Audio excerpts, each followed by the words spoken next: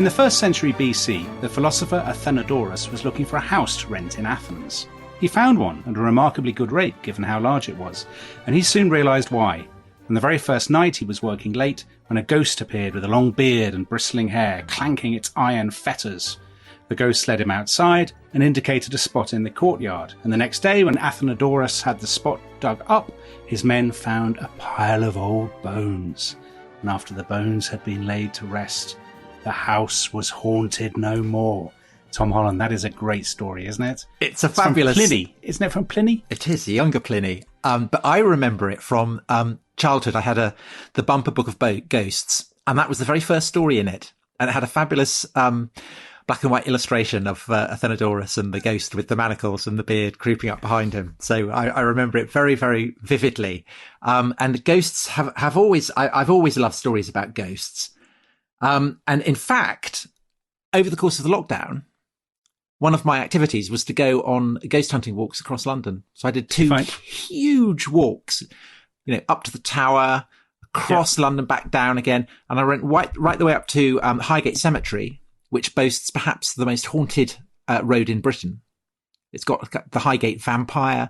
It's got a kind of strange psychic blob that creeps up on people and then leaps away. All kinds of terrifying things. But at the top of that road, there is Pond Square, which boasts perhaps my favourite ghost of all time. Pond Square is where Francis Bacon, in 1626, attempted to deep freeze a chicken by killing it, plucking it, gutting it, and stuffing it with snow. So you remember that story, and Bacon gets a chill and ends up dying. And so people always remember Bacon, but they don't remember the chicken. Does the chicken haunt the area? Well, nothing was seen or heard of it until the Second World War, when firefighters reported seeing a large bird unable to fly because its feathers had been plucked, running round in circles and pathetically flapping the stumps of its wings. It is still occasionally seen dropping out of the sky with a squawk. It is always shivering. Wow. Tom, I don't think we're qualified to pronounce on the supernatural. I mean, we're barely qualified to pronounce on the natural. That's true. So I think, do you have a guest for us today? I do. And I have the best guest we could possibly have. It's Roger Clarke, who wrote what I think is the best book on ghosts that I've ever read. And it's a book not just about ghosts, but about the history of ghosts. So absolutely perfect. Ghosts, a Natural History, 500 years of searching for proof. And I read it this Christmas, because obviously at Christmas you should read a book of ghost stories and things. And my wife had bought a kind of, the kind of chair you get in a gentleman's club. She bought it on eBay or something. I put it in front of the fire, glass of sherry, Roger's book. One of the great reading experiences of my life. And we'd begun the podcast then, and I thought we have to get him on and we have to talk ghosts. So Roger, thank you so much. Such a pleasure. And yes, every day at 5 o'clock, I was sort of rapt to see which peculiar story you would pick out. And yes, I do throw in a few strange ones. Well, there are so many peculiar stories, isn't it? Because essentially you are, but let's actually begin with a question which has been sent in by Rob Long. And he says, how much does background matter? Are British ghost sightings different, say, to French? How much do the events of the time seem to affect what people report?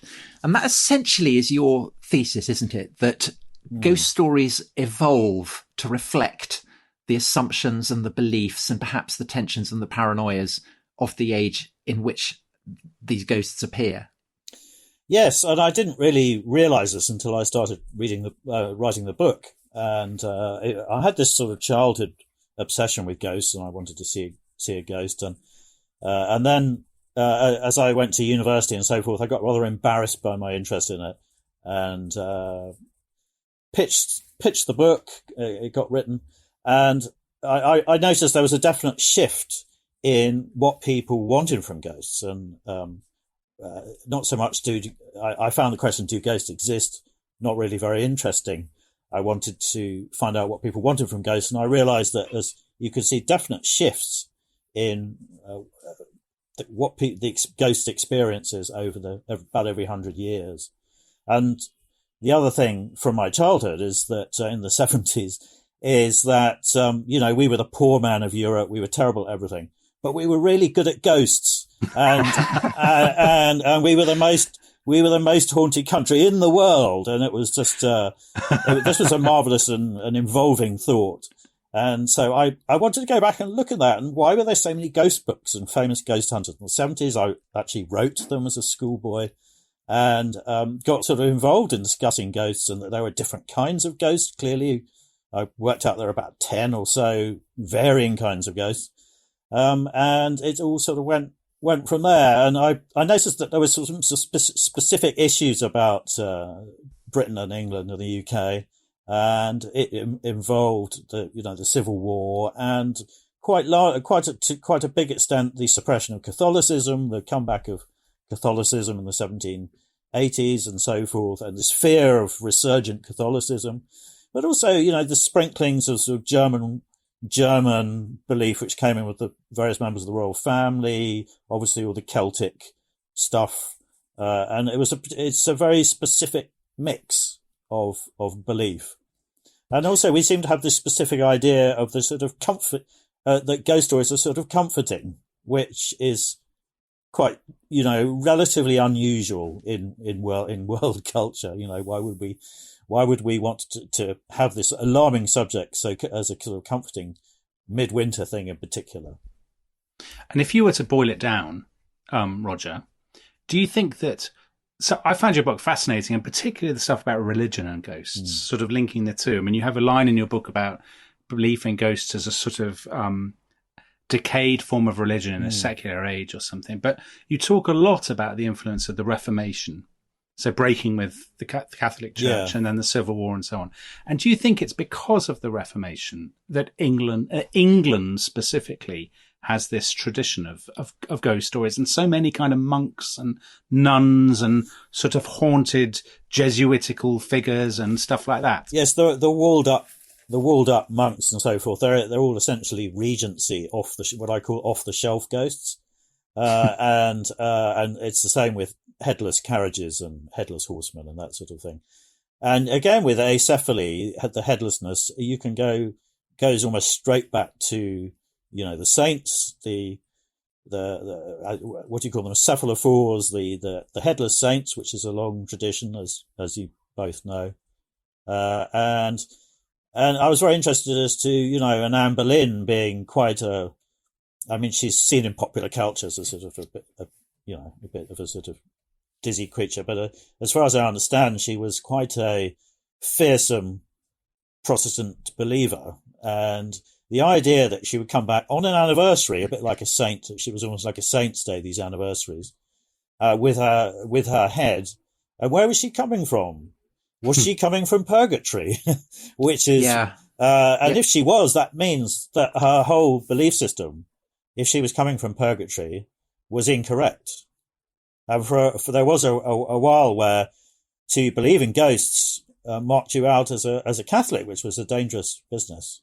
Well, so Roger, I mean, obviously there's an echo there of perhaps the most famous ghost in English literature, which is the ghost of Hamlet's father. Yes. And that sense that Hamlet, who studies at Wittenberg and therefore presumably is a good Protestant, has as a father a ghost who's in purgatory and who therefore presumably is Catholic. Yeah. I mean, that's a kind of buried element of the play, isn't it? Yes, and there's a lot of theories that Shakespeare was a secret Catholic and so forth, which I find quite, slightly convincing.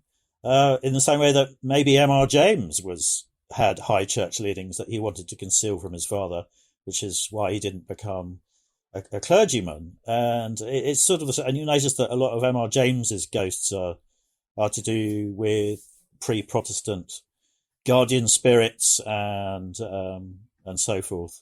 Yeah, so M.R. James, for those listeners who don't know, is the sort of the supreme exponent of the classic ghost story, isn't he? He's writing at the sort of, when's he writing? Early 20th century, I suppose. But his stories are always backward looking, aren't they?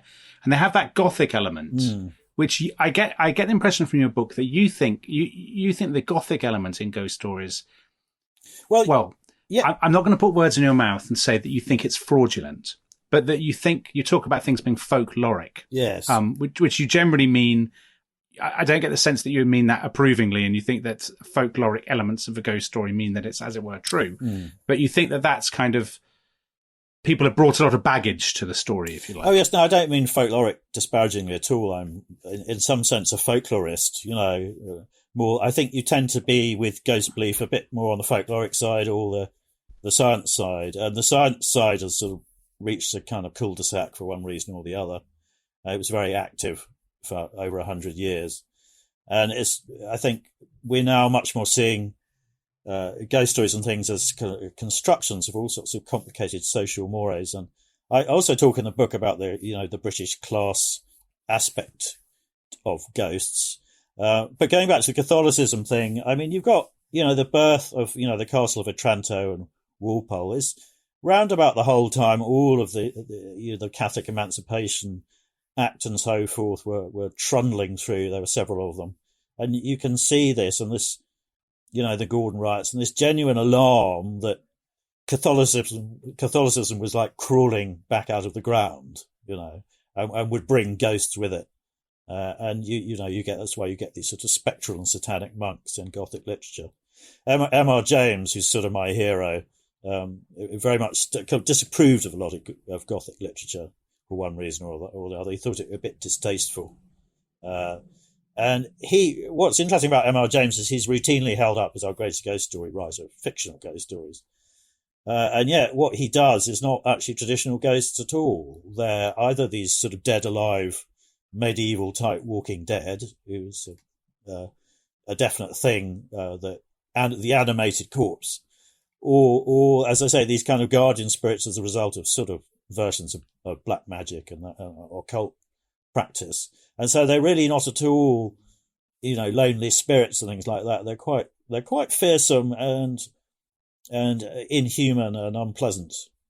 So before we start to look at in more detail at the way that the British understanding of ghosts has evolved from the Reformation and onwards, could we just broaden the camera back out again? Because you mentioned medieval ghosts, that they are kind of subtly different to the ones that we now know.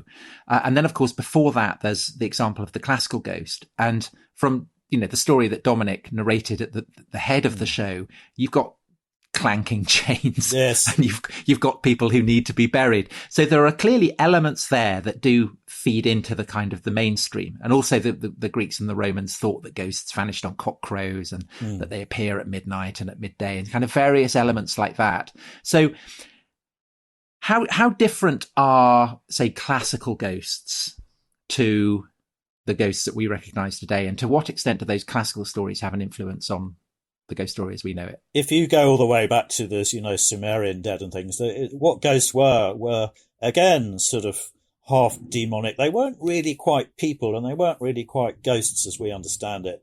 And this idea of the hungry dead or the dead being unhappy about the way that they'd been buried, which is what you get in the Greek story you mentioned earlier, is like an abrogation of burial procedure. Is very problematic for all of the archaic ghosts.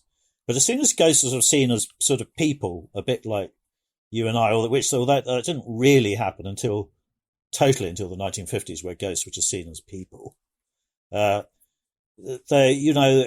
get this gradual procession of this archaic idea of the troubled dead, the unburied dead, who wanted proper observance made, proper burial made.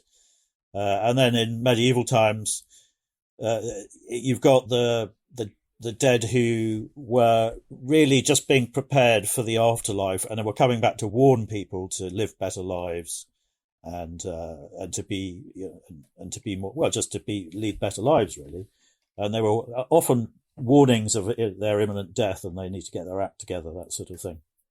Because my sense of, say, Roman ghosts, and for starters, they don't really have a word equivalent to our ghost. I mean, they have kind of various different qualities of shade that might appear. Some are ancestral ghosts. Some are more malign. And then the kind of very weird one. So the weird one I remember is Brutus, the murderer of Caesar, on the eve of the Battle of Philippi, in which he will end up committing suicide, kind of seeing himself.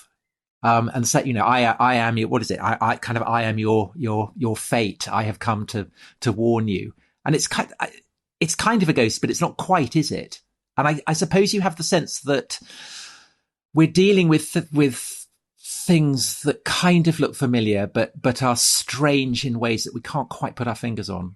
Well, that story is quite interesting because one of the great revelations of the Society for Psychical Research, which was this incredibly august body created in 1882, full of prime ministers and poet laureates and extremely eminent scientists, some of whom went on to win Nobel Prizes. And one of the first things they discovered is called phantasms of the living. And the most common ghosts were ghosts of living people, and that people were still alive. And this really threw the cat among the pigeons as the idea of what ghosts could possibly be. Surely if they were still alive, then they weren't ghosts in the classical sense.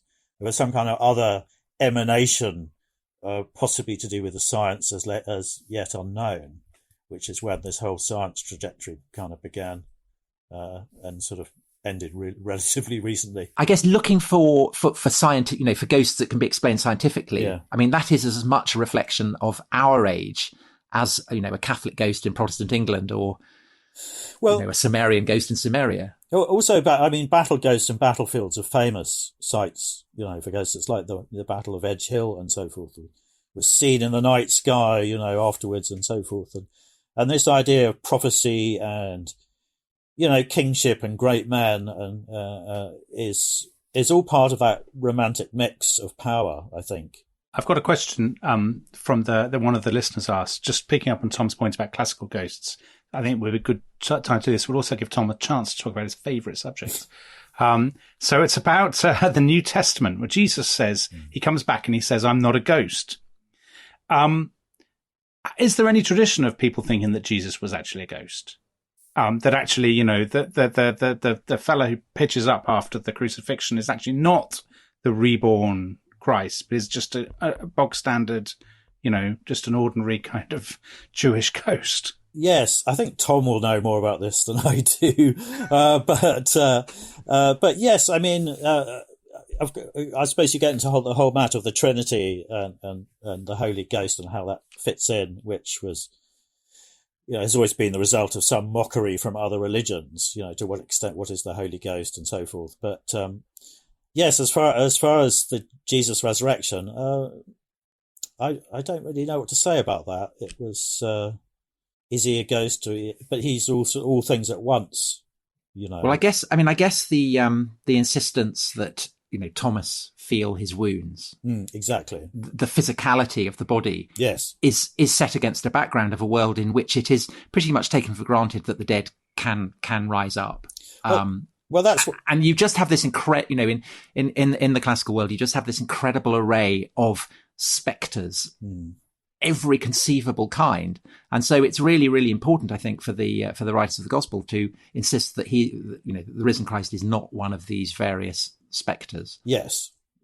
And what's interesting is there's clearly the mortal damage there, and yet he is somehow sustained.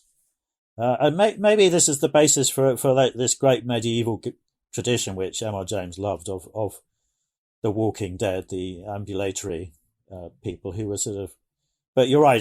Jesus was obviously a special case, so you can't really extrapolate on general ghost belief from Jesus. I think that's a perfect note, perhaps, on which to take a quick break.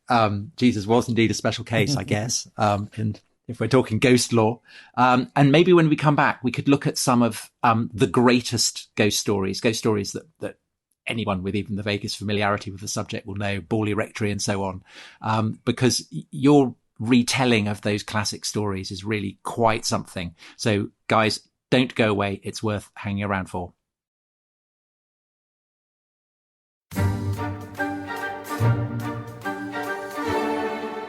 Welcome back to The Rest is History. We are talking about ghosts with Roger Clarke, and having sort of faffed around with some Roman ghosts and with Jesus in the first half, we're now going to get stuck into some of the great classic ghost stories of sort of the English folkloric kind of ghost tradition.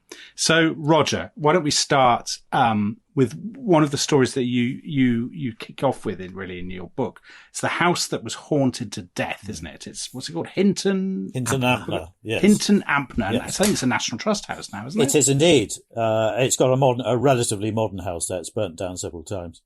It's where the River Itchen rises. Yes. And there was taken there by Fergal Sharkey to walk it. Very creepy it was too. Yes, he's amazing. I follow him on Twitter.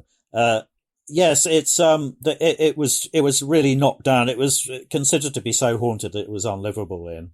It was knocked down. I mean, but one of the interesting aspects of Hinton is that there was a huge amount of written down family documents about it by people who were really not fools, and it has one of the best witnesses of any ghost case there, which is Lord St. Vincent, who later became Lord St. Vincent, who was the famous admiral. Yes.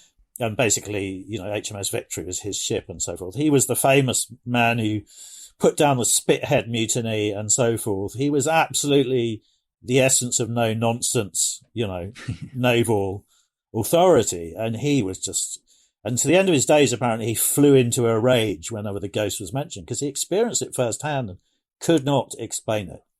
So give us the story. Give us some of the story for those listeners who don't know it. So in the sort of 1760s, this woman called Mary Ricketts rented a house with her children in Hampshire and went there. And her husband was sort of away on business in the West Indies, so she was very much on her own. She took her own servants down there. It was a pretty old, decayed house.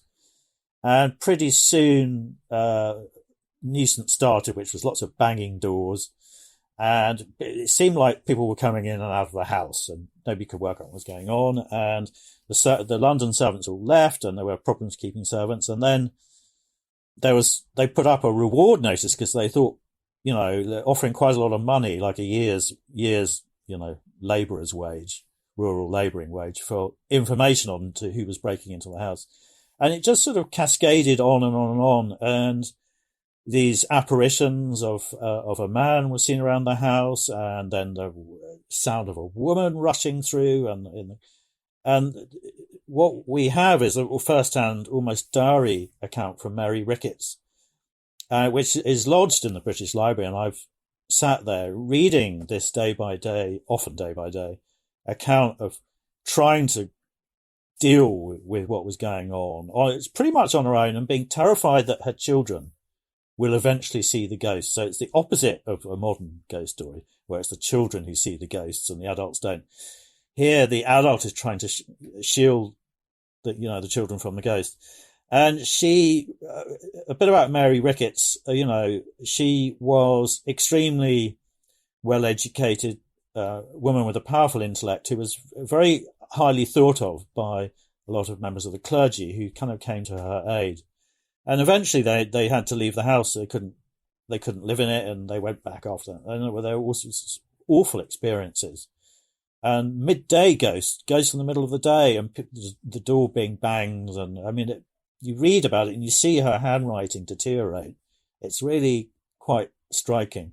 And she eventually fled to the Bishop's Palace in Winchester, where she was sort of given sanctuary by some of her clerical friends. And that's how I think the story got eventually relayed to Bishop Benson, the Archbishop of Canterbury, who then told it to Henry James, who turned it into, in my view, it's the source story for Turn of the Screw. And I just actually found out something recently that M.R. James, as an undergraduate, actually went to stay with Bishop Benson in the sort of 1880s and spent Christmas with the same Bishop Benson, who was then Bishop before he became Archbishop of Canterbury.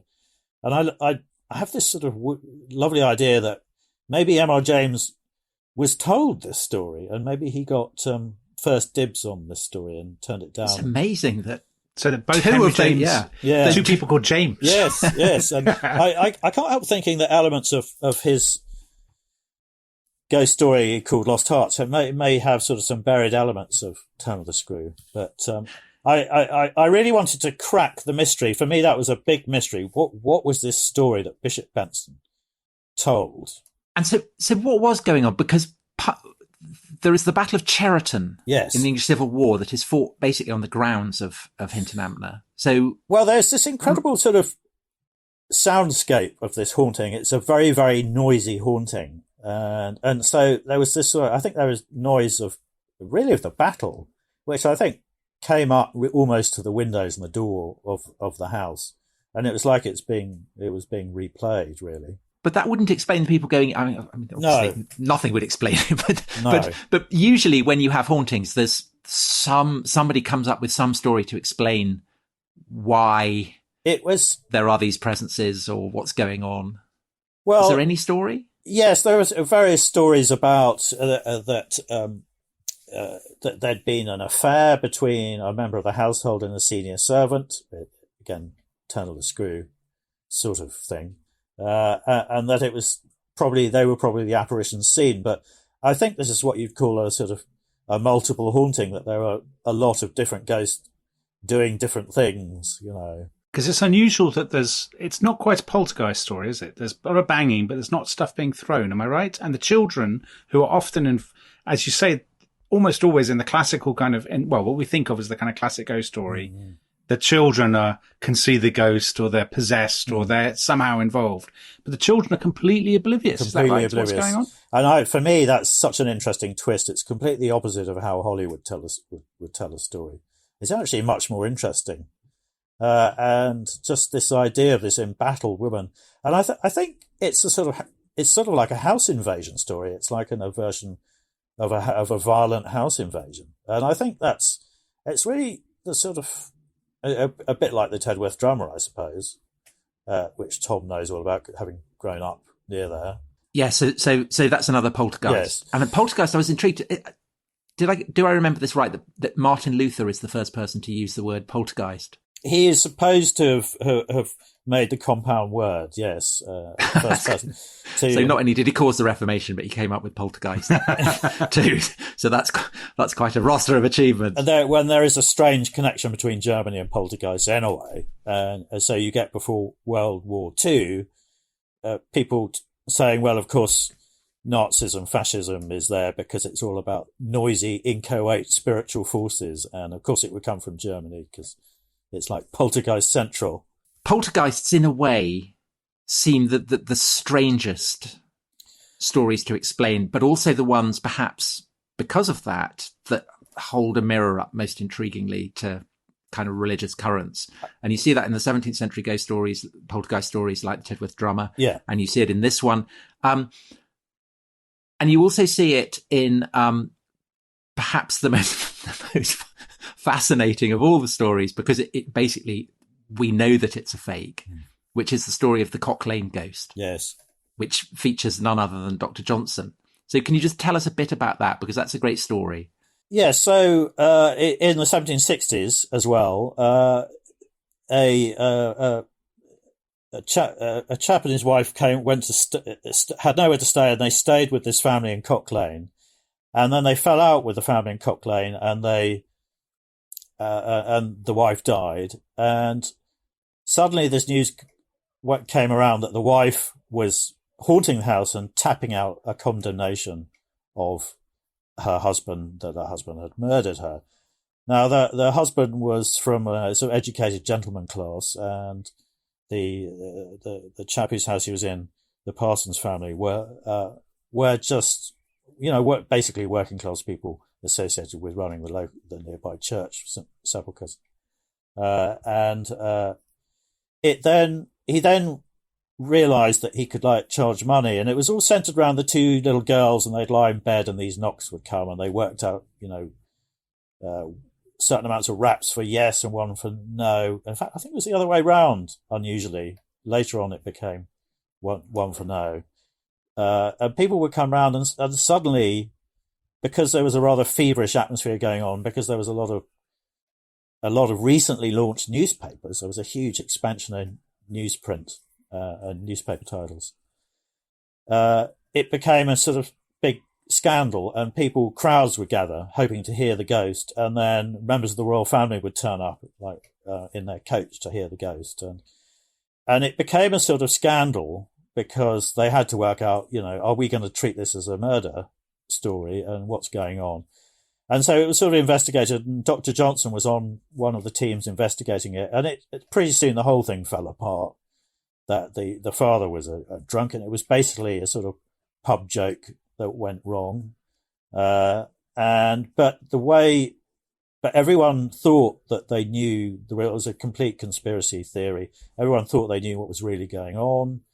There was a very sort of feverish feeling. There was a lot of drunkenness. This is really a ghost story about the effect of drink, and it's about gin, isn't it? They're all drinking gin. They're all absolutely bladdered on gin. So and in fact, I discovered subsequent to writing this book, there was also another scandal as a sort of in the pub another few doors down, just a little bit earlier, which was to do with a kind of gay sex scandal, and so that had also happened on the same street just really months earlier.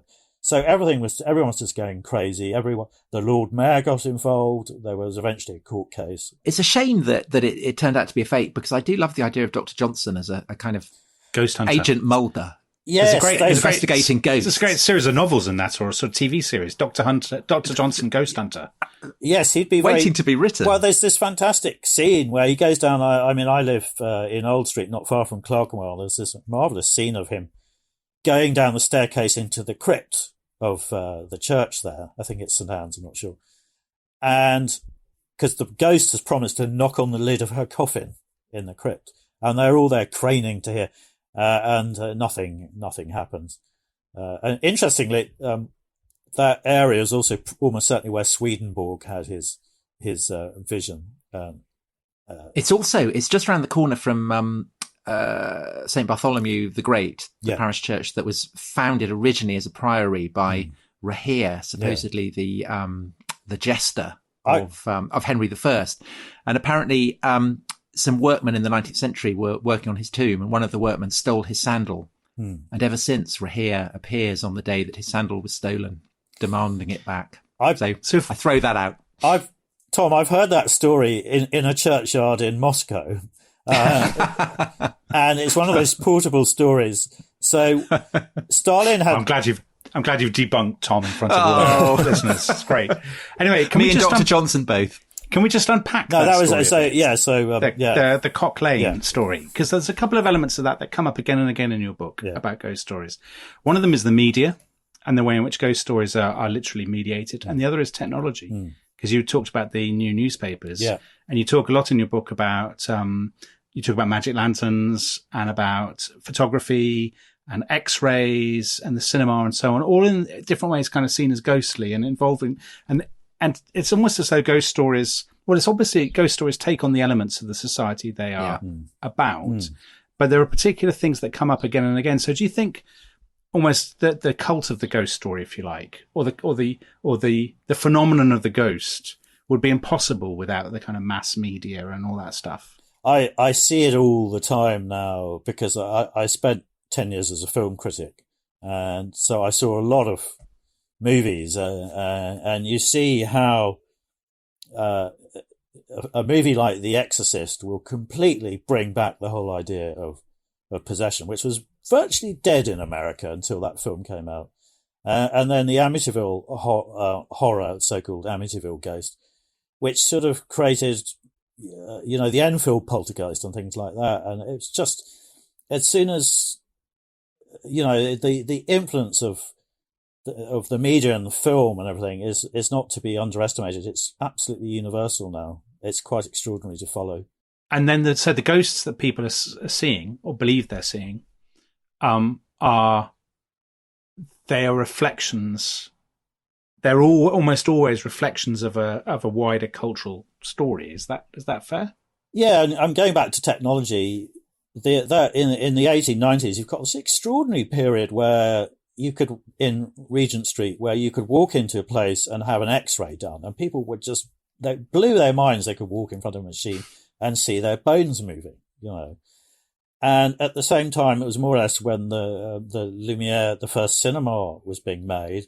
And there's this like sort of 6 months where X-rays, who were not immediately used for medical reasons, but used for a while very horrifically for entertainment purposes. There was a sort of brief 6 months where cinema and X-rays were rival forms of entertainment. And you can see in sort of George Méliès doing a sort of basically skeleton film as a result of the whole X-ray thing. And It said, I put it in a footnote in my book, that apparently when they tested Marie Curie, who, by the way, was an investigator, a ghost investigator in her spare time, they found evidence that her cancer and so forth was caused by X-rays and not by what the radium and so forth she worked on. So, yes, so that was how dangerous it was. But of course, also you get photographs, don't you? And so the appearance of ghosts on photographs is... And it's, again, as a big cultural thing. So quite early on, photography was used as a way to debunk ghosts, actually to debunk ghosts. Look how easy it is to fake photographs, you know. And so there's the famous photograph of York Minster, the facade of York Minster, and people moving out, and they would be very ghostly. And indeed, when the first moving cinema was seen, it was considered to be, people remarked, there's a famous review in Russia about how ghosts, all these people would be dead at one point, but yet they'd still be moving around. And people, and the whole idea of radio was so fantastically spooky, these voices coming out of the ether. And the idea of mental radio as a sort of adjunct was pretty quickly. And I think, that lasted right up into the 60s, the idea of mental radio. So just to dip back into the 18th century again, before we come back to the third great story, I tell you, one of the things that I found so surprising in your book was about Methodism, because I'd never put Methodism and ghosts together as sort of interlinked phenomena. But John Wesley, am I right, was a great believer in ghosts, and belief in ghosts in the 18th century was a kind of a marker of being a Methodist. Now have I got that right?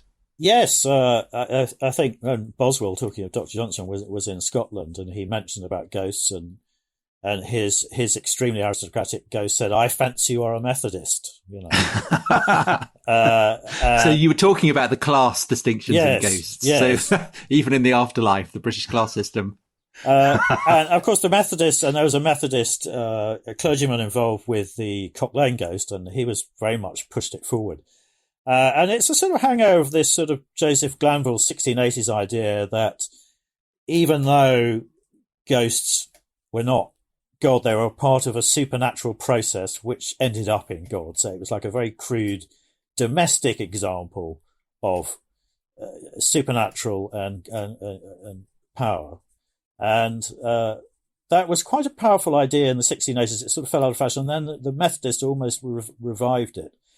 And they very, very, over the years, they kind of very quietly dropped it and pretended it never happened. But their founder, who was, of course, involved in, well, he wasn't directly involved, but his family was involved in a famous poltergeist case again.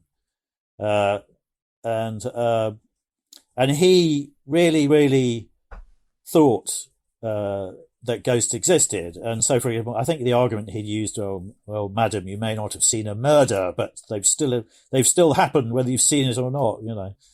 And that was weirdly his equivalence about murder. Right.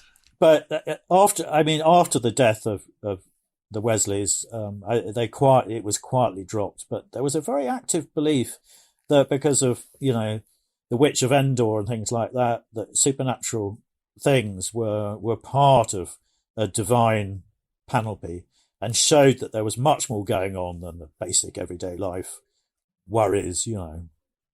Well, Roger, obviously we're recording this in the dead of night, but I sense that dawn is approaching and that cocks may soon be crowing and we will have to melt upon the coming of the sun. But before that happens, and on the subject of clergymen, can we just talk about perhaps the most famous ghost story in England that involves a clergyman, which is the haunting of Borley Rectory, which in the children's book that I mentioned right at the beginning, that had the picture of Athenodorus and the ghost in Athens, had a whole chapter on Borley Rectory with ghostly writing on the walls and white ladies and the rectory going up in flames.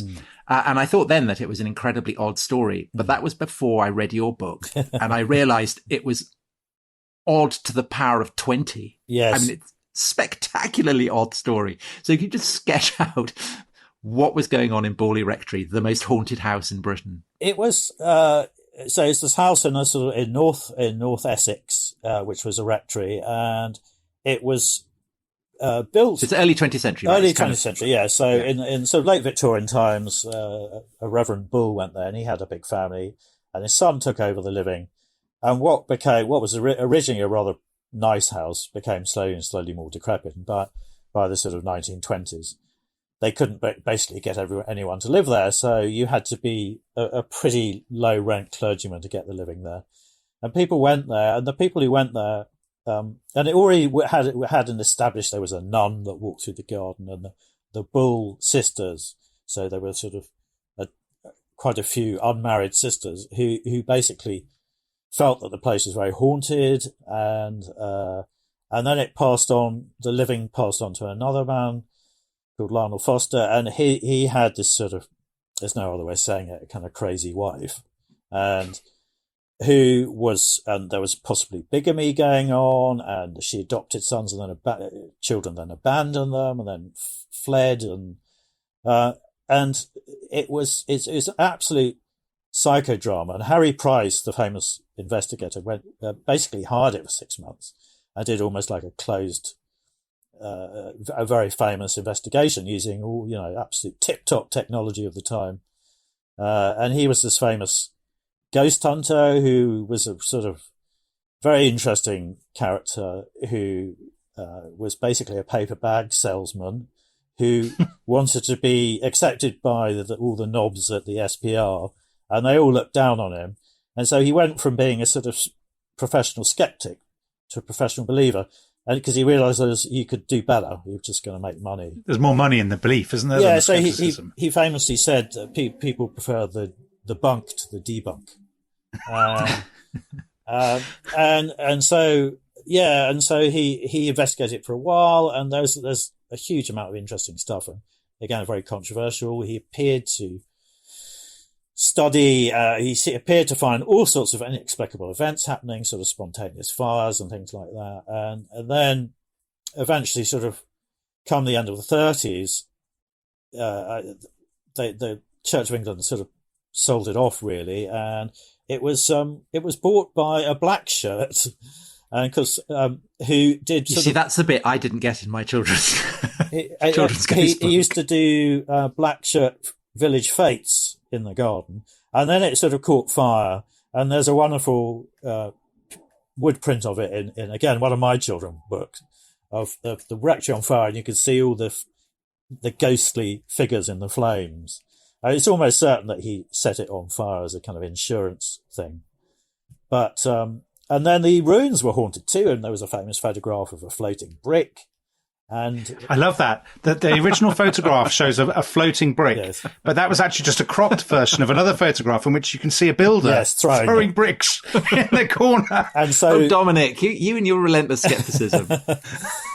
Yes. It cost a lot of money to reproduce that picture. Yes, from the Underwood estate. So yes, but again, it's sort of one of these sort of, and to this day, you just get dozens of paranormal tourists just going there, camping out, sort of to the great bother often of the locals who don't really necessarily like it. But and there was a dramatization on TV about it. So. It's sort of sometimes in ghost stories, the people are much more interesting than the ghosts, and this is one of those occasions. And Roger, am I right? I mean, I know in your book and in other interviews, you've sort of said you don't really like you don't find it interesting, the conversation about, are ghosts real? Do you believe in ghosts and stuff? But are there particular stories in the sort of English ghost tradition that you are drawn back to and you think, there's really something very spooky? Yeah, for me, the Hinton one, because that is just so relentless and over such a long time and such good quality witnesses. And there's always been a problem with witnesses, also a class issue with witnesses. So until really the 1920s, the Society for Psychical Research wouldn't take reports from servants. They just would not run them, because they thought they were probably up to no good anyway. So there was this huge issue, and there are quite a lot of instances where a lot of hauntings were actually problematic servants either getting in boyfriends and girlfriends, or or stealing, or or just taking out resentments on their mistress and master. But yeah, for me, the Hinton one still, it does give me the chills, definitely. But I think a lot of the best ghost things are probably not stories. They're just little incidents, And of course, we're in a culture that likes a beginning, middle, and an end. But actually, most ghost accounts you read are not a story, and they never find out who the ghost is or anything like that. Do you think there's anything, are 21st century ghosts emerging? And if so, is there anything distinctive about them, do you think? Yes, definitely. Well, you're now getting ghost stories about Zoom calls. Ghost in the Machine. Ghost in the Machine, and people getting text messages from dead people, people being buried with their phones and carrying on sending text messages. That's a good one. My favourite one is haunted autocorrect. How does that work? Instead of doing the obvious word, it would say things like dead, buried in cellar, that sort of. Wow. But I found that quite disturbing as somebody who spends every day staring at Word documents. Well, there's been a film recently too about, and I think it's a lockdown ghost film, and it's just about 4 people in a Zoom call, and it's a ghost story about what happens to those people on the Zoom call. And I haven't seen it yet myself, but it's been very well received. And a lot of those sort of Japanese horror, like Ring and everything like that, is all about surveillance cameras, that sort of thing. We've very much gone back to technology. And one other question that occurs to me, you talk a lot in the book about national specificity. So there's a fantastic line you have, which I was dying to quote, from the antiquarian Francis Grove's 18th century antiquarian. He says, dragging chains is not the fashion of English ghosts, chains and black vestments being chiefly the accoutrements of foreign spectres seen in arbitrary governments. Dead or alive, English spirits are free. I found that so cheering. And presumably post-Brexit, do you think English spirits will acquire more sort of national specificity? Haven't they just dug up a Roman skeleton with manacles? Yeah, they did. Yes, in a ditch. And there was, I saw that there was speculation from some archaeologists or historians that may have been a way of staying them. Keeping them dead. I think that's the most popular theory. Yeah. Because the theory was initially that it's a slave, and it may well have been a slave. Yeah. But the fact that he's been chucked in with the manacles on, which are quite expensive, suggests that there is some attempt to stop him from roaming. Well, you sort of, in Venice, and there's a famous burial line in Venice, and which was partly excavated, and they would find people with stones in their mouths to stop them being vampires, and weights being put on the dead, and there's literally putting physical impediments on the dead. But yes, I mean, of course, but Dickens, of course, used clanking chains for Christmas Carol, and made it very good. Our producers just sent me a text message that says, European ghosts are covered in red tape, not chains. That tells you where our producer's coming from.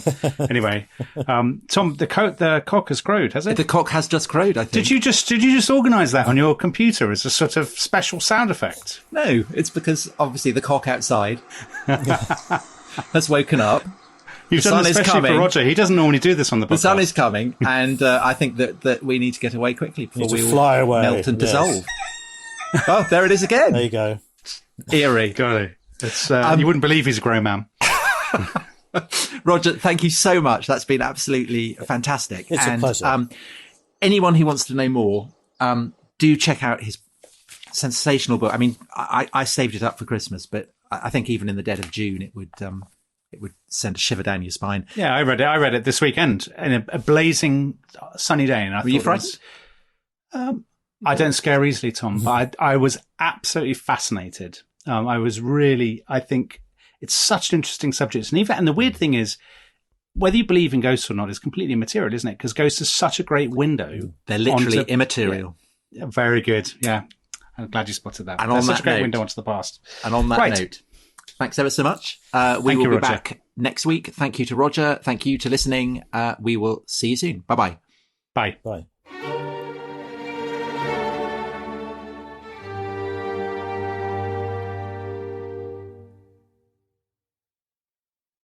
Thanks for listening to The Rest is History. For bonus episodes, early access, ad-free listening, and access to our chat community, please sign up at restishistorypod.com. That's restishistorypod.com.